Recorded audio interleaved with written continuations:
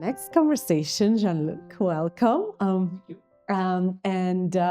We are here talking about the mindset behind, the leadership journey. But before we do that, tell us a little bit more about you and your company and what you stand for. Yeah, so hi everyone. Once again, thank you for having the opportunity to talk today. I have to say that it's not so common to speak about the entrepreneurship journey. I'm speaking all my day long about my business. So That's why we're here. Yeah. so let's please apologize in advance if I have to find my words on that. That's to be perfect. Yeah. So I'm Jean Luc. I'm the CEO and co-founder, and it will be important I think, to come back on that topic. That's a bit two different things. So CEO and co-founder of Exotrail. So Exotrail is a French-based company. We are space tech. We are developing space mobility solutions. So you maybe know that or not that lots of things are happening in space, even if we don't see it. Every day there are troubles in space, but space is also becoming a very strategic infrastructure. And so as an infrastructure is growing, at some point there is some very specific needs around mobility. And so we are developing first a very simple thing to move things in space that are a propulsion system for satellite.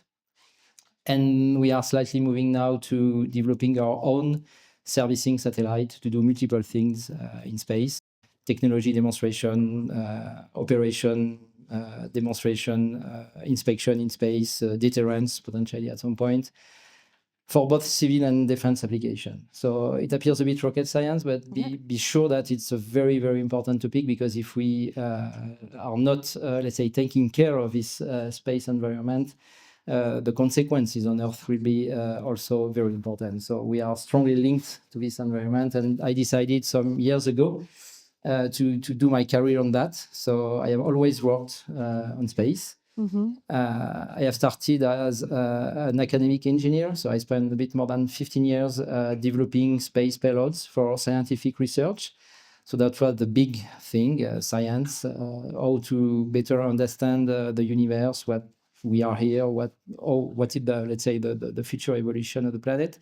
And at some point, I decided to catch an opportunity to create a business.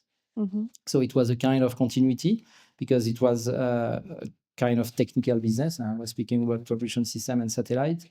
But just to say that for me, it has been a really smooth transition from, let's say, being a simple engineer in the academic world to running a company. And I'm very happy, let's say, in that chat to detail a bit the daily activity of Yeah, I want to go there. I mean, from engineer to CEO, that's I think for many leaders would be a challenge, So tell us about the journey. You say it was a pretty smooth sail for you, which is amazing.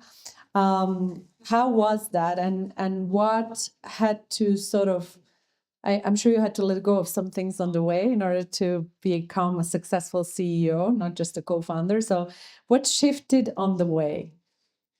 Well, so first, that's a very, very long journey. So I founded the company 8 years ago. I started to work on the topic 10 years ago, so it started to be a bit long. It's, I would say, every, not single day, but every quarter, I would say it's a different story. And because let's say the evolution of the company is huge. So you start with 4 or 5 people around you. You are reaching your first milestone, then you are able to raise money to continue your journey and your achievements.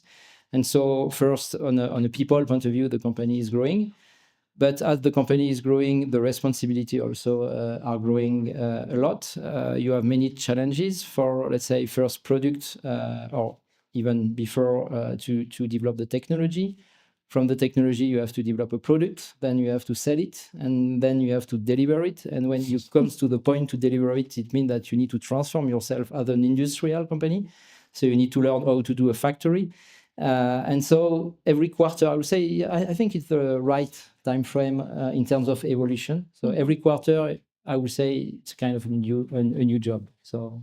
Oh, wow. It's I mean, that explains it, why it's been a smooth sail for you. Because if you're re-looking at your leadership every quarter, which I would argue is much more frequent than usual, at least the leaders I encounter, then of course you're able to, someone was talking previously about, I think it was John who was talking about architecture, self-learning architecture, that just kind of continues evolving gradually, right, over time. So if you do it every quarter, then of course you're able to make smaller shifts instead of hitting this big wall and then having to make a major shift. So I guess that's your secret. Yeah, so I totally agree with what you're saying, that it's a progressive transformation. Once again, when you start, when I have started, so first I was an engineer, then I founded the company, but at the very beginning I was not the CEO of the company, I was the CTO. Okay. And it makes sense because I was an engineer. So I was taking care about the first let's say iteration of the technology development. And when we reached about the threshold of 50 people in the company, the previous CEO stepped down, and me, because I was spending years to do operational things, I decided to try to catch this opportunity to take the shoes of the CEO, but also being a co-founder. And so at that point, for me, it was, okay, I need to have the dress of the CEO with everything that is behind, but I have also the status of the co-founder. And there is a very important thing that along the journey, if you want to do, let's say, a business that is stable, because that's very important. One of the main reasons for a business not to work is usually that there are very strong differences in opinion between the co-founders. So one of the job as a CEO and co-founder was also to protect the relationship and the position of the co-founders. And what is interesting in our case is that we moved our job several times along the 8 years of the company. So the former CEO stepped on to a product chief officer. Then he moved to an industrial position because it was strategic at some point when we came to the point to scale. Another one was at the very beginning in charge of all the administrative stuff of the company. Now he's in charge of the safety and security of the company. The other one started as a chief scientist. Now he spent years to develop a satellite, and then he's stepping down, I would say, as the technical director of the company. And it's always very important when you're a CEO, but also when you're a co-founder, to also every quarter, I think, to take your time and to say, okay, I am still the right guy to do the job. And it's not a problem to say, no, I'm not the right guy anymore. And it's very important for the company to have the, let's say, this mindset to question yourself every quarter. Because what is the let's say, the main important thing is that your business is able to move forward beyond the people that are running the company. Yeah, but can I just say, like, you make it sound so easy, but but for most leaders, it's not easy, right? Of course, ideally, we want to think company first, but what you're describing with various leaders stepping down, right, up and down, like this kind of movement, I mean, requires like such a remarkable ability to put the ego aside and to lead with really, what's best for the company. And I mean, it goes beyond you. It seems like you've been able to establish that culture. Yeah, I was exactly going to say the word ego. Yeah. That's probably the most difficult thing to manage when you are running a company as a CEO. First, to manage for yourself, but also to manage that point for all your, let's say, top manager. So, of course, we are humans. To be fully also honest, it's an amazing job to run a company. There are many, let's say, events, of course, this one, but many others that are just not accessible when you are doing this kind of job. So for sure, it's a kind of reconnaissance. It's a bit, let's say, the bright part of the job. But when you are also a CEO, you have to run the internal affairs of your company. So you always have to split your time between, okay, half of my brain has to think about, okay, how can I do business externally? Or I have to position the company with commercial people, with institutions, with ministries, and so on. But every day you have your internal affairs that has to be managed. And when you are doing complex things, when you are growing a lot, I'm not mentioning, but we are 200 people right now. Wow. In France, in US, I would say the most difficult part of the job is to all the day to think half externally and half internally. Mm-hmm. The consequences are different, the approaches are different, your stakeholders are different if it is inside or outside. And after 8 years doing that, 10 years doing that, I think it's the most transformative thing for me. Because once again, I was not predestined to become a CEO, starting as an engineer. And what I can say today that, okay, 10 years after, what I learned is to think in the same time, externally and internally, and to try to manage these two, let's say, dimensions. Thank you. It's a challenge, I think, for many CEOs. Yeah.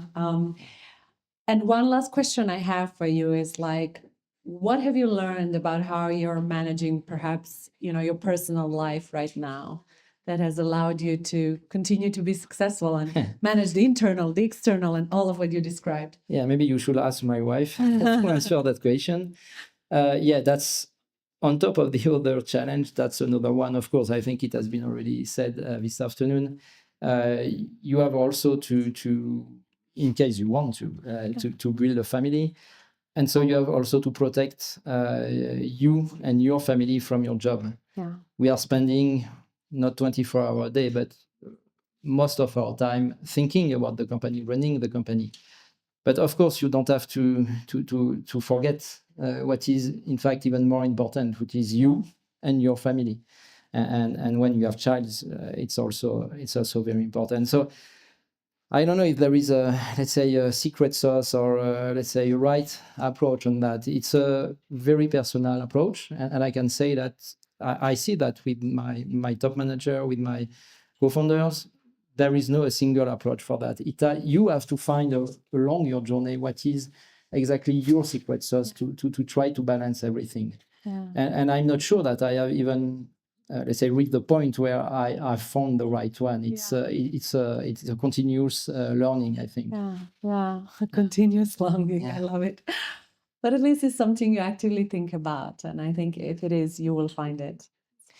Yes, I am thinking about that most of the time, because what is also interesting when you're a CEO is that, okay, you know what you have to do today, tomorrow, the next quarter, the next year, and you have also to think about the vision of your company, at 5, 10, even 20 years. If you forget that, you are not able to properly speak about your company. You are not able to drive your people, also to explain what is the sense of the company. And it's very important to give people the right understanding of what the company is chasing.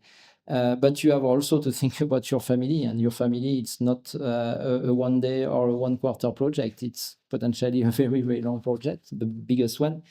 And so you are always all the day long playing with different dimensions, which is at the end probably one of the most difficult things to manage, because you never know if it will continue or not. Yeah. So after 10 years, I'm still there. So I think that I'm doing a good job, to know.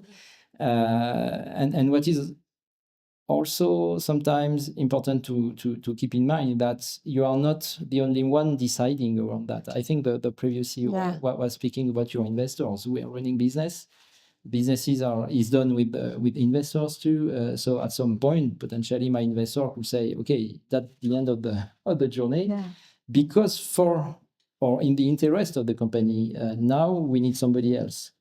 So that's why I was mentioning that it's important to anticipate that, because if you learn that one morning without anticipating it, I think it's going to be very difficult. Like you can fire yourself. It's easier. Exactly, but yeah, that's exactly the right word. Yeah. You always have to think about, I could fire myself. Yeah, totally.